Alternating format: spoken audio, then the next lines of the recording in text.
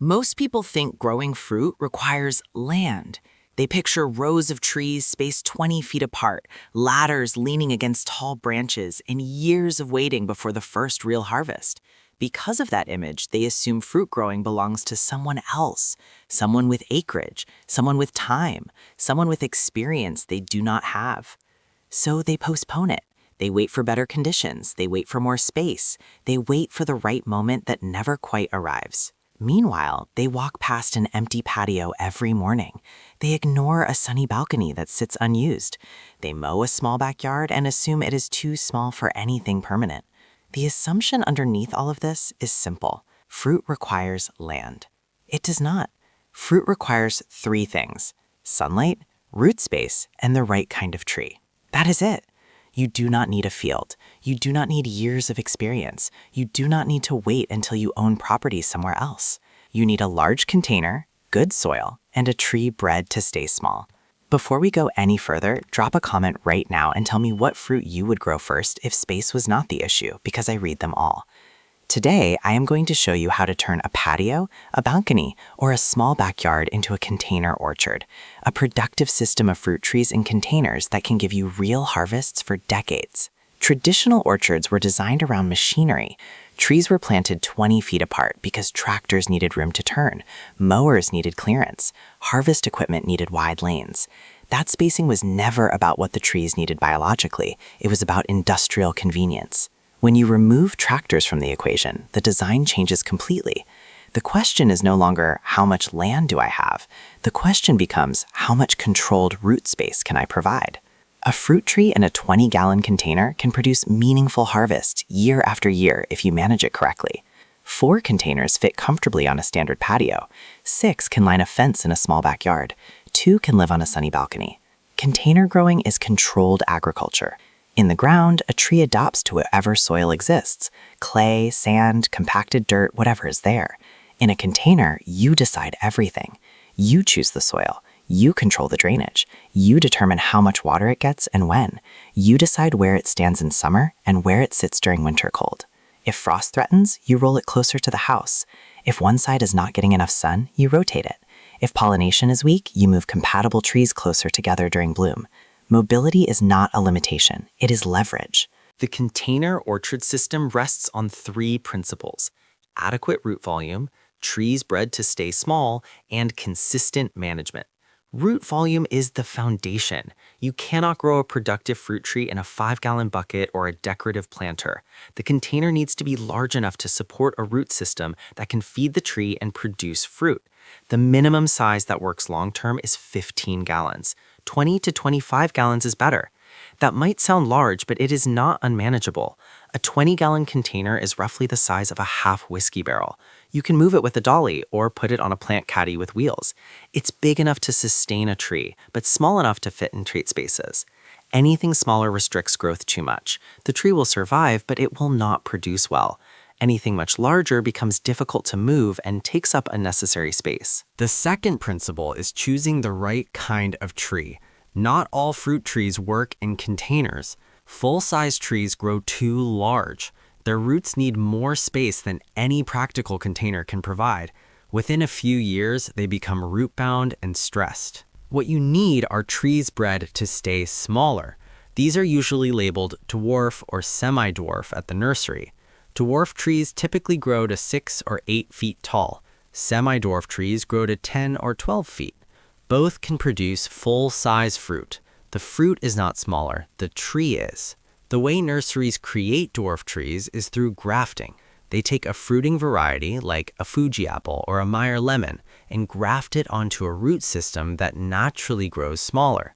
That root system controls how big the tree gets. You do not need to understand grafting to buy these trees. You just need to look at the tag. If it says dwarf or gives a mature height under 10 feet, it will work in a container. If the tag says standard or shows a mature height over 15 feet, it will not. When you are at the nursery, tell them you are looking for a dwarf fruit tree for a container.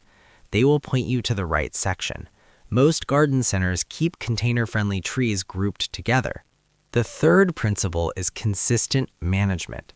Container trees need more attention than ground-planted trees. That is the trade-off for mobility and density. But the tasks are not complicated. They just require consistency. Watering is the most frequent task. Container soil dries out faster than ground soil, especially in summer. During hot weather, you may need to water daily, sometimes twice a day if temperatures are extreme.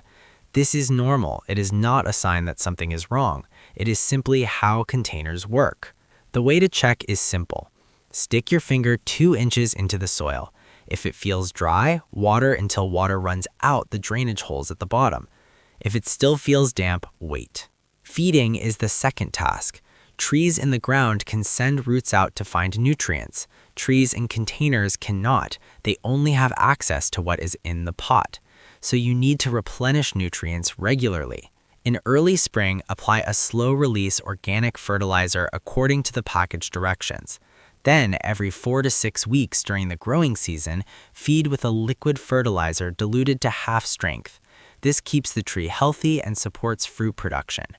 Every 2 to 3 years, you will need to refresh the soil. Over time, soil in containers compacts and loses structure. Roots circle the edges of the pot and become dense. When this happens, the tree struggles. The solution is root pruning and repotting. In late winter, while the tree is dormant, tip the container on its side and slide the tree out.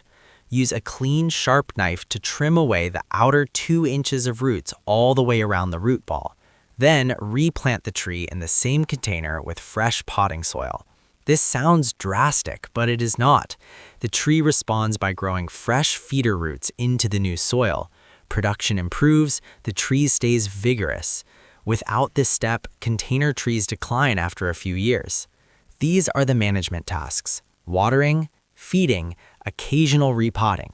None of them require advanced skills. They simply require paying attention. Now, let me show you which trees actually work in containers. Not trees that tolerate pots, trees that thrive in them. Citrus is the most reliable category. A Meyer lemon in a 20-gallon container can begin producing fruit within the first year or two. Once established, it can give you 40 to 60 lemons per year. It keeps its leaves year-round, so it looks attractive even when not fruiting. In cold climates, you bring it indoors or into a garage during winter. In mild climates, it stays outside and fruits for much of the year. If you can only plant one tree, plant a Meyer lemon. It produces quickly, it produces reliably, it tolerates mistakes better than most fruit trees. Figs are the second most dependable container tree. Varieties like Celeste or brown turkeys stay naturally compact. They do not require a second tree for pollination, they tolerate heat, they tolerate some cold. They adapt to container life without complaint. A fig tree in a 15 to 20-gallon container can produce 30 to 50 figs per season once mature. The fruit is sweet, rich, and nothing like grocery store figs. Fresh figs do not ship well, which is why most people have never tasted a truly ripe one. Growing your own solves that problem. If you are watching this from an apartment, a small backyard, or a rental property where you cannot dig up the ground, tell me in the comments. I want to know how many of you are working with limited space, because the rest of this video was built for exactly that situation. Apples work well in containers, but they require one extra step. Most apple varieties need a second apple tree nearby for pollination. Bees move pollen from one tree to the other, and that cross-pollination improves fruit set dramatically. If you want apples in containers, plan for 2 trees. Choose 2 different dwarf varieties that bloom at the same time. Fuji and Honeycrisp work well together. Gala and Granny Smith work well together. The nursery can tell you which varieties are compatible. 2 dwarf apple trees in 20-gallon containers can produce 100 to 160 pounds of apples per year combined once they mature. That is a meaningful household supply. Pears follow the same pollination rule. If you want pears, plant 2 compatible dwarf varieties. Bartlett and Moonglow are a common pairing. Once established, 2 dwarf pear trees can produce 80 to 140 pounds of pears per year. Pears take slightly longer to begin fruiting than apples or citrus. Expect meaningful harvests starting in year 4 or 5. But once they start, they produce reliably for decades.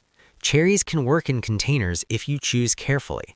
Some cherry varieties are self-pollinating, which means they do not need a second tree. Stella is a common self-pollinating sweet cherry that adapts well to container growing.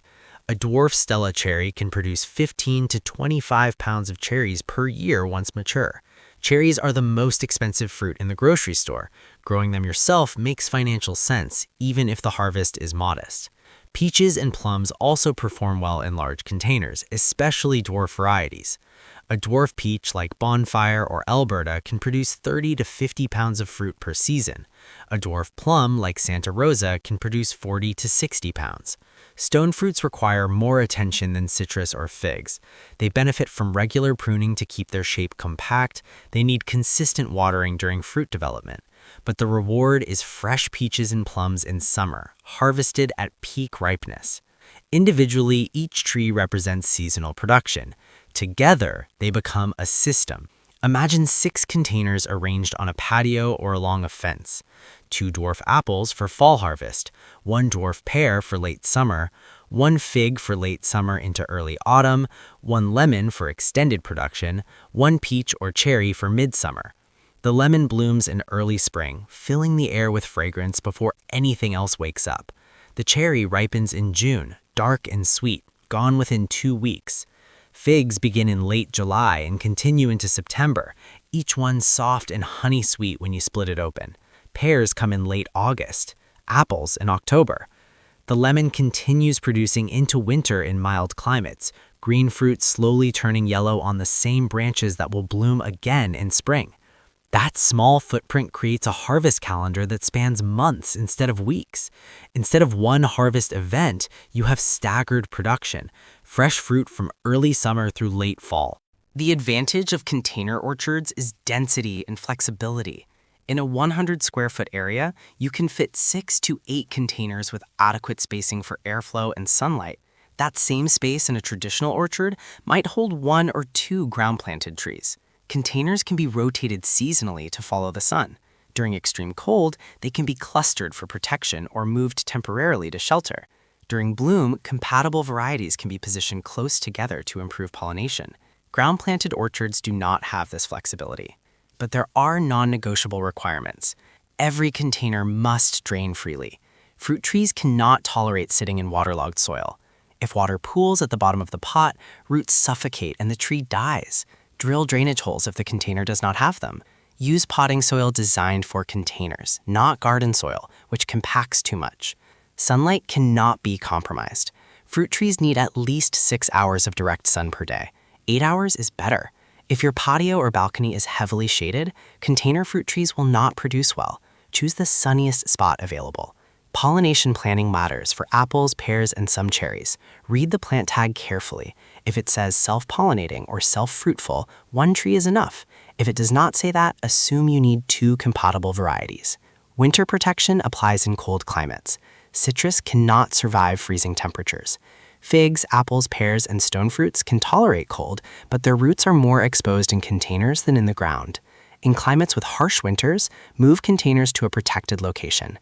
An unheated garage works, against a south-facing wall works, wrapping the containers with insulation works. The limiting factor is rarely square footage. It is clarity of design and commitment to management.